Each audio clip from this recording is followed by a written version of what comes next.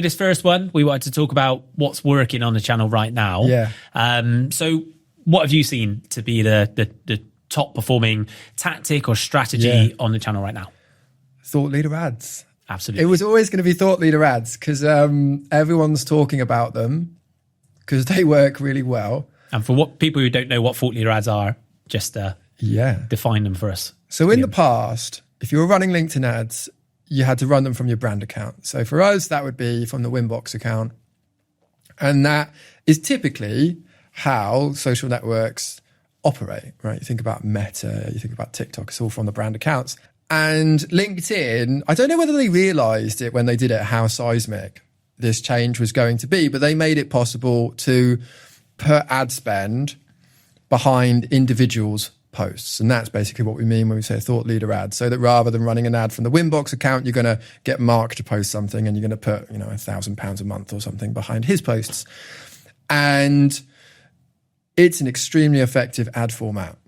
And the reason it's so good and the reason why LinkedIn advertisers need to take it really seriously is because nobody in their right mind goes on social media to hang out with brands. Normal people don't do that. Do you know what I mean? Like some people might like and comment on what a brand does, but most people want to hang out with other people. That's not to say that you should never run ads from your brand account. Obviously you should. But if you do, you're at a disadvantage compared with running it from an individual's account because there's just something about human nature. We're more interested in people than we are in brands. Mm-hmm. And we can get onto the kind of optimal approach, but I'll kind of finish and hand back over to you by saying that you've heard me say this to loads of different people recently. If you're not running this ad format, it's like going into a boxing ring with one hand behind your back. Yeah. These days, if all your competitors are putting their people front and center and using those individual accounts as the kind of backbone of their campaign, as the default, and you are not, and you're either not running these ads or not taking them seriously and just doing a little scattering here and there, you're going to struggle. Yeah. You're going to struggle to cut through and compete. Yeah. Yeah, you're definitely at a disadvantage. Yeah. And it makes sense if you think about, you touched upon it there, but why people go on LinkedIn. Mm-hmm. They don't go on LinkedIn to shop. They're not there to look around different brands or to buy anything. They are there ultimately to engage with people. Yeah. And they're there to learn from industry influencers. They're there to network with people. Sometimes they're there to look for a job, but they're definitely not there, as you say, to engage with brands. Mm-hmm. So it makes sense that the best performing ad format actually comes from an individual and comes from a personal profile. But I think that you almost can't approach them like a typical ad. Yeah. You can't approach it as almost like a billboard or an ad you want to put out there just to get the message out there. What I think you want to use them for is to approach them as a long-term trust builder. Yes. Because that's what they're really good for. What you do is you get individuals within your company to post from their personal profile. This could be ideally the CEO of the company is regularly posting and active on LinkedIn. We know there's a lot of benefits to that. But what they're doing is they're putting out their expertise into the world. And then that is showcasing to your audience the expertise you have within your business. And what that does really well is it builds up trust. Mm-hmm. And we know in B2B that trust is the number one currency because every purchase in B2B is complex. Mm-hmm. Often it requires multiple stakeholders, requires big budgets, but also it's someone's neck on the line. If they introduce a piece of software into your company or a different solution into your company, if that doesn't go well, then it's going to reflect on you as an individual within that company. And usually with new purchases in B2B, there's a lot of change management that's involved with that. So before you introduce a brand into your company, you really need to know that you can trust them. Yeah. And the best way to do that is to showcase your people. Definitely. Yeah, it's a really interesting angle. And I think you're right. I think that like one of the ultimate goals of your LinkedIn ads strategy, full stop, should be building trust. Yeah. And not just driving leads. Because ultimately the kind of tactics that can be really good for lead gen often erode trust. Yeah. Like really low quality gated content that you download and you just think, why have I just done this? I now dislike this brand. I think thought leader ads as well. There is just something about those companies where you see Cognizant, right? Really good example of this. Dream Data, really good example of this. Chili Piper, really good example of this. when you look in their ad library and you look at their LinkedIn activity, it feels less like a brand, like a single kind of monolithic entity, and more like a cast of really passionate people who are all just documenting what they're doing. And you know what they're doing looks actually like a really good product that you should probably pay attention to and maybe buy. It's just so much more compelling, and there's so many more sort of storytelling opportunities. So that's the kind of evangelizing for thought leader ads bit. It's worth talking about like some of the challenges. Yeah. I think, because there are unique challenges. And certainly from our perspective as an agency, it's been quite interesting working with clients on doing this, because I think that the difference between whether you're an in-house marketer or you're an agency, making ads for a brand that's going out on the brand account, is you kind of don't need to ask for anyone else's involvement. The creative team can just make the ads and make them really good, and the paid media team can get them live, and it's done. Whereas once you're doing thought leader ads, there's a lot more coordination, often I think a lot more than people realize, because you have to go out and find these people. Who wants to be involved? A lot of people won't. So you need to find people who are willing to put themselves out there, and the kind of people who, there is a type of person who just kind of enjoys creating content and sharing it. And I think that's actually a really important factor in choosing people. You can't make people do something they really don't want to do and really don't care about for very long. It will just be an uphill struggle. So finding people who are passionate enough about what they're doing to want to create some content and put their face to it, which is another thing. A lot of people, understandably, they get very anxious when they feel like they're in the spotlight. And again, if the people that you're trying to kind of bring into your thought leader strategy are like that, it's going to be a real uphill struggle. Yeah. I think you do want to find people who slightly thrive off of, you know, lacking for a better word, like the attention. Yeah. I think it's easy to overlook that actually putting something out on someone's personal profile could be a big hurdle for them. Yes. Because they're worried about who's going to see it, what they're going to think about it. You can overthink these things. Yeah. So it can be a hurdle for them, especially if you're putting budget behind it. So when you do that, there's going to be increased reach and there's going to be a lot more people seeing it. It can feel quite vulnerable. So I think that it's easy to overlook that. I do think though that nowadays CEOs of companies almost have like a responsibility to get involved in the marketing. Okay. Yeah. And that's because what we've seen over the years, and especially more recently, there's kind of a boom in this space. Yeah. The founder-led marketing or CEO-led marketing is really working. People want to hear from the leaders of these organizations. They want to hear their perspective. They want to hear their views. They want to see their expertise. And they also want to buy into them and who they are before they purchase. So there's so much evidence now to show that this is an effective strategy to have your CEO front and center and creating content, kind of being open for people to see.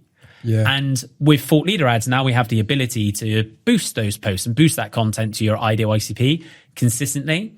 So I think that often CEOs are reluctant to get involved in these sort of tactics. They don't want to be active on LinkedIn. They're busy with other stuff, understandably. They've got urgent tasks going on all the time. Yeah. But almost, I think now, to be fair to marketing and for marketing to be able to do their best job, they have to get involved. Yeah. And marketing can help with this. So where marketing should get involved should be working with them to say, okay, here's the strategy. Here's who we're trying to appeal to with these posts. Here's who we want to talk to. Here are the content pillars that we want to talk about. Here's how we want to share them with the different formats. You can help them to produce it, whether that's through videos, podcasts, or just text posts, images, infographic, whatever it might be. I mean, ideally a mix of all the above, but actually help them to produce the content, put their kind of personalized tone on it, and then get it out there consistently. Because if you can do that, if you have, you spoke about if you're not doing thought leader ads, you're at a disadvantage with your ad strategy. At the moment, because a lot of people aren't doing it, if you have a CEO who is active on LinkedIn, and you can use those posts for thought leader ads, you're at a big advantage at the moment because not enough people are doing it. I think that will change over time. I think we'll see over the next 6 to 12 months, it being more commonplace for CEOs to be very active and front and center of brands, B2B brands marketing. But right now, it's just not the case. You have to feel sorry for CEOs a bit, don't you? It's like, as if they didn't have enough on their plate. Now they have to essentially become a kind of content creator, an influencer. But you are right. The way that marketing teams can help with that is to basically try and do as much as possible for them in terms of the creation of the content. It's worth noting that some CEOs will be more engaged than others. Yeah. And we were having a conversation with a client last week, and they were saying they really want to get the CEO of their company, quite a large company based in the States, onboarded onto this type of approach. But they know that he's really busy. And while he says he might be up for it, realistically, they don't know if that's going to happen. And the principle that I shared with them, which I think is a sensible one, is basically, if the CEO is really bought into doing this and they're going to be willing to log in multiple times a week, respond to people who are interacting with them, connect with relevant people, comment on other people's content, just be a member of the community that they're trying to sell to, which is ultimately how to think about B2B social media marketing. If they're up for doing that, think of it as an organic play with some paid amplification. If they're not, treat it as a paid media play. Yeah. But don't kid yourself into trying to, you don't want to be there WhatsApping your CEO saying, do you reckon you could log into LinkedIn this morning and comment on a few posts? Yeah. Because if they don't want to do that, if they're not just doing that themselves, you're not going to pester them into doing it. And you can treat it as a paid media play and still get some results. I think it's probably less compelling than the real deal, like the way that we do it, which is you are both taking the organic stuff seriously while amplifying the best bits with paid media. That's the ideal. But if you can't do that bit, I'd say just treat it as a paid thing. Maybe get them to post once a week, put spend behind it, and see it as a layer in your ad strategy. Yeah. Yeah, and it's interesting because you can see thought leader ads as one tactic or one strategy. Yeah. But actually within them, you could have multiple strategies. Totally. And multiple tactics. So you've got one strategy, which is, like you said, and this is often the ideal. You've got a CEO who's very active on LinkedIn. They're posting regularly. So what you do is you pick the top performers, the ones that get the most traction organically, and you boost them as thought leader ads. So they're seen by more people and they're seen by your ICP. Or you have a CEO who's not going to do that and it's not working organically. So you might then create 3 or 4 different posts throughout the month that deliver the right message and demonstrate that expertise or document something that you're up to. Then you have that as your paid media play. And then you have something else entirely, which is that maybe it's not the CEO, it's the other people within your organization. Yeah. And it's the head of product talking about new features, or it's your sales talking about common objections and why they should overcome them. Yep. It's the sales team talking about the customer success team talking about frequently asked questions, whatever it might be. But you can utilize the expertise then across your business to show your audience who are the multiple people within that company who you will be working with and who all contribute to the solution. And then you're building up that trust in the wider company. Yeah. And then that can help with get you into the sales process. Yeah, that's exactly it. I'm really bullish about that way of doing it. I think there's kind of like with most things, there's the okay, good and great version of this. And okay is you're just doing a couple of thought leader ads here and there in the mix with your branded ads. And good is a more considered, thought through strategy around 1 or 2 people. It could be your CEO or someone else. Great is a cast of characters. You have gone out, as you say, and you've selected the right people from the different parts of your business: product, sales, customer success, marketing, ops. And they are all documenting and sharing what the company is doing. And I think this is really interesting from a kind of branding perspective, interesting from an operational perspective, because making that happen is basically, it's going to need to be someone's full-time job to coordinate all of that activity. But I think it's really interesting just in terms of the culture, which is, I think where you want to be, and this is really hard, but where you want to be is culturally, we are not a closed book.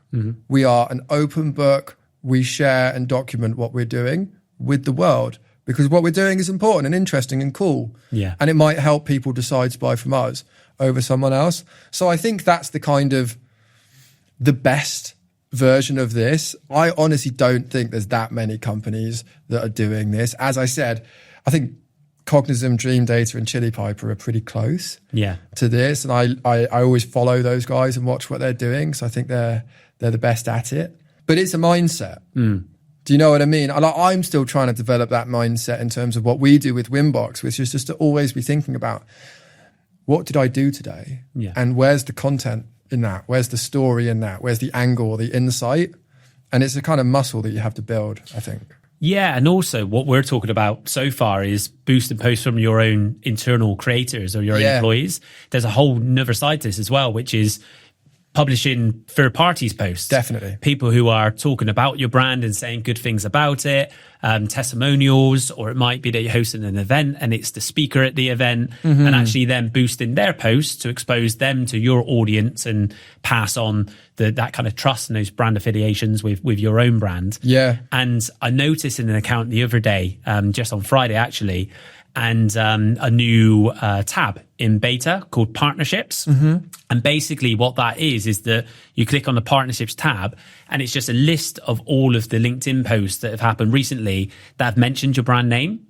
Interesting. I've seen it in one of our clients' account, and actually we noticed a couple of individuals posting about our client that we didn't even know about. And we've seen those posts and we were like, okay, they are perfect for thought leader ads. That's a perfect third-party endorsement that just happened organically. So it comes across really genuine because it is really genuine. Yeah. And actually we can reach out to that individual then and say, this post is brilliant. Can we boost this post as part of our ads campaign and our thought leader campaign? And then that third-party promotion is in B2B is kind of, you can't put a price on that. Yeah. Yeah, it's the holy grail. Yeah. I think in terms of social proof, is a person just loved the product so much they had to post it, and then you go and put some spend behind it and it gets seen by like 20,000 people. Excellent. Yeah, and a lot of people don't know you can do that. Yeah, people they think don't. You could just boost your employees' posts. And originally on Thought Leader ads, that's all you could do. Yeah. But then they introduced, I think probably about a year ago now, but the ability to boost posts from outside your organization. It's really powerful. The final thing I would say about Thought Leader ads is that you do need volume. I think that when it comes to brand ads, people expect to see the same brand ad over and over in their feed. We're kind of used to that because, I mean, growing up, we see the same TV advert on the TV all of the time. Yeah. So we're kind of used to that repetition, but people don't want to see the same personal profile post over and over. They're less forgiving of that. So I think you want to be refreshing your thought leader ads at least every 30 days. Yeah. And the way that I do this is I will go into our campaign manager account and I'll have a look at the engagement rate. And actually, if the engagement rate is quite low, that's maybe not a great performer. So I would probably look to replace that ad. Or if I see that over time an engagement rate has dropped off, then I would look to replace that ad. But unfortunately, even if you do have a high engagement rate on an ad, on a thought leader ad, but it's been going for a while, you might want to look to refresh that just so that you are showing new messages, new material to further build up that authority and that trust in your brand and your thought leaders. Nice. Yeah, that's a thing that people often forget to do, which is to like look at these and how they're tailing off, because you do see the performance drop quite sharply after a few weeks.